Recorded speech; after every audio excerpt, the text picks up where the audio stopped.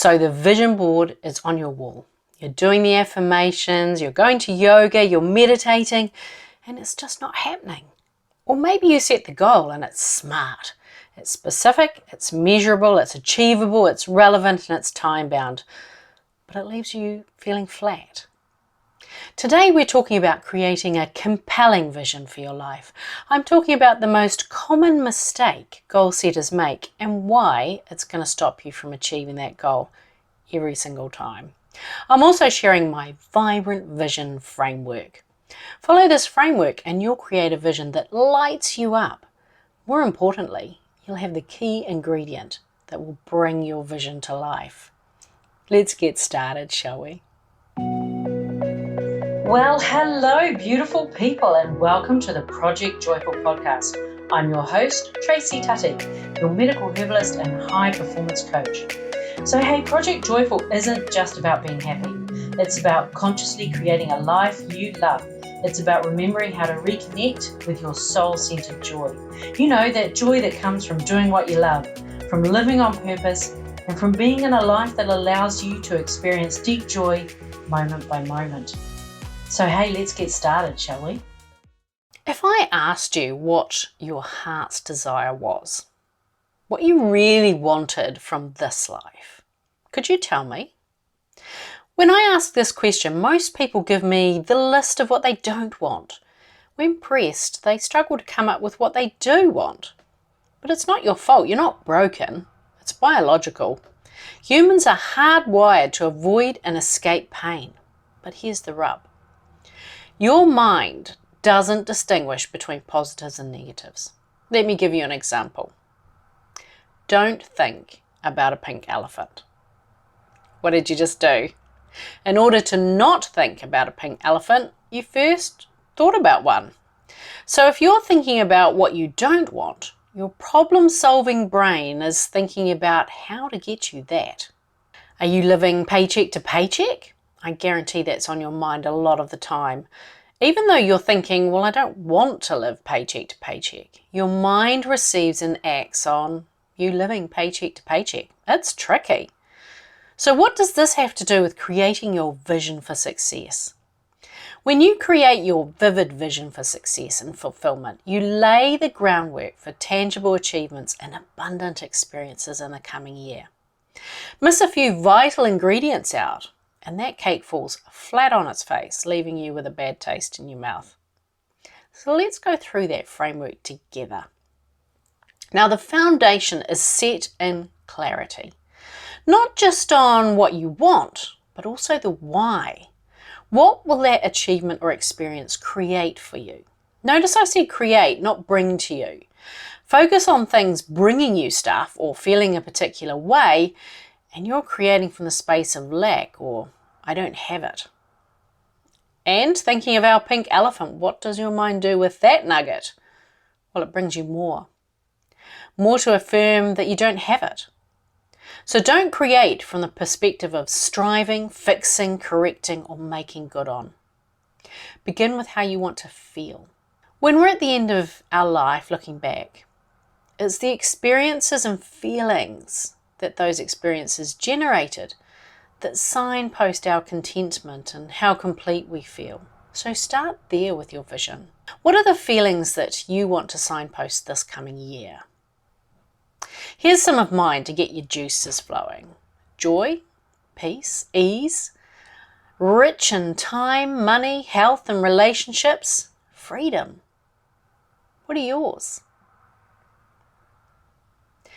When you're at the end of your life, what's the emotional backdrop that will flavour your theme song? More love? Connection? Knowing that what you value most lives on in your children, your nieces, your nephews, or the people you've touched throughout your life? It's a good place to start. Choose those. Now, what are the experiences, achievements, or ways of being that provide the opportunity for you to experience those feelings? Take a snapshot.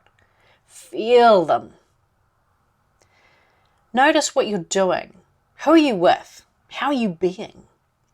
These images are what you use to create your clear and emotionally charged vision. See it, hear it, feel it. Forget about attainable goals. Attainable is based on who you've been up to now. Choose expansive aspirations if you want to shape an abundant and purposeful life. They should scare and excite you. You're not sure how you'll get there, but you're excited to be there. The glue in all of this is the feeling. It bypasses your analytical brain and moves into your subconscious. And your subconscious is where your supercomputer manifesting stuff happens. It's where miracles live. Why have one tiny sliver of a slice when you can have the whole cake and eat it too? Whenever you're creating a magnificent, compelling future, there is that space of in-between. It requires trust. It's like a slingshot. You've decided on where you want the stone to go. You take aim, you put the effort in, and you do the stuff by pulling back on the sling. Then there's the moment of pause when you've pulled back. It stops. Time and space is suspended as forces that are invisible to the eye are drawn together. Then you release and things happen faster than you could ever have imagined. And we like to call that an overnight success. But take a look behind every overnight success and you'll see aligned action and trust, often toiling away behind the scenes for years. So don't lose heart. The space in between can feel really uncomfortable. You've stepped away from who you used to be in order to be a match for who you are becoming. You're in the space where forces are drawing together. It seems frozen in time. Nothing appears visible, but hold that line. How? By feeling as if it's already here. This is why affirmations on their own aren't enough. It's the emotion that's the secret sauce. It's the emotion that helps our brains go, oh, you want that? Leave it with me, I'll see what I can do. The challenge is in holding on to those empowering feelings, not giving an inch to self-doubt or will it happen? When will it happen? Why hasn't it happened already? It should have happened by now. Start entertaining those thoughts and you're back and I don't have it. And you're signaling to your mind to create more experiences that affirm that I don't have it. Hold the feelings that are signposts of your life. Hold them close to you.